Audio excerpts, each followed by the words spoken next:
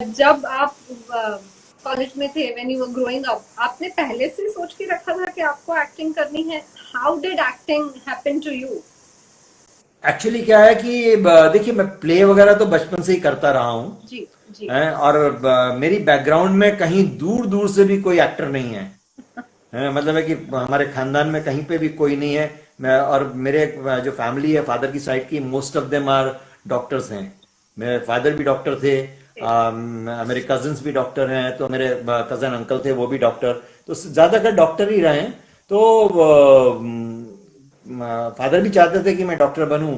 Unfortunately medical college का जो एक पीएमटी एग्जाम होता है वो एग्जाम भी मैंने दिया।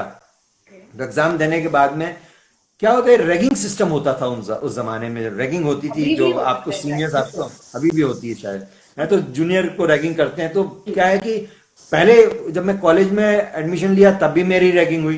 फिर मैं जब मेडिकल कॉलेज में जा रहा था तो उस समय भी रैगिंग हो रही थी। तो I really got disgusted and I said कि I am going to fight back, retaliate back. I am not going to tolerate this nonsense, तो वो नॉनसेंस नहीं टॉलरेट के चक्कर में काफी झगड़ा बढ़ गया।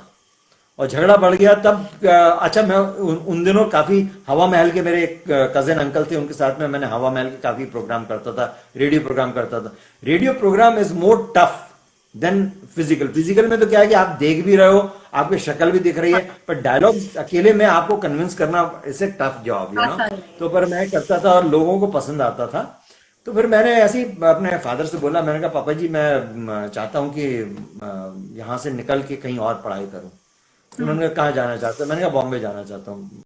बॉम्बे में मैं आ गया यहाँ पे, यहाँ कॉलेज पढ़ रहा था। विल्सन कॉलेज में मैं पढ़ाई कर रहा था। तो मेरा कॉलेज मॉर्निंग में था, 7 से 12 बजे के बीच में मेरा कॉलेज खत्म हो जाता था।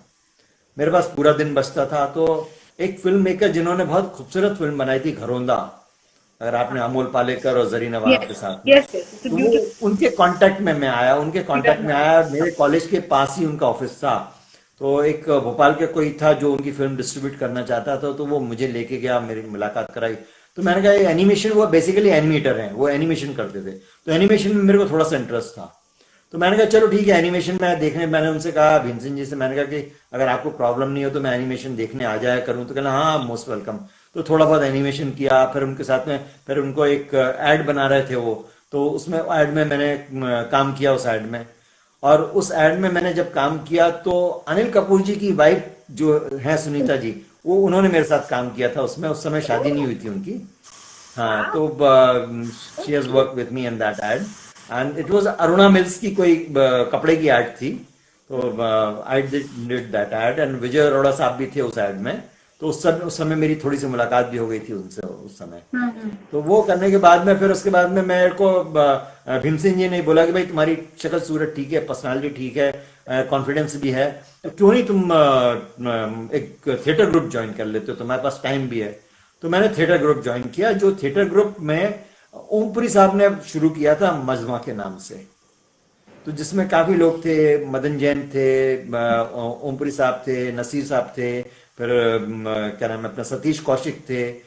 तो इस तरह काफी लोग थे, राजा बुंदेला, बहुत से लोग थे। तो फिर मैंने भी ज्वाइन किया, फिर मैंने भी कुछ प्ले किए वहां। मैंने जब पृथ्वी थिएटर में प्ले किया तब अब्बास साहब ने मुझे नोटिस किया और वहां से उन्होंने मुझे पिकअप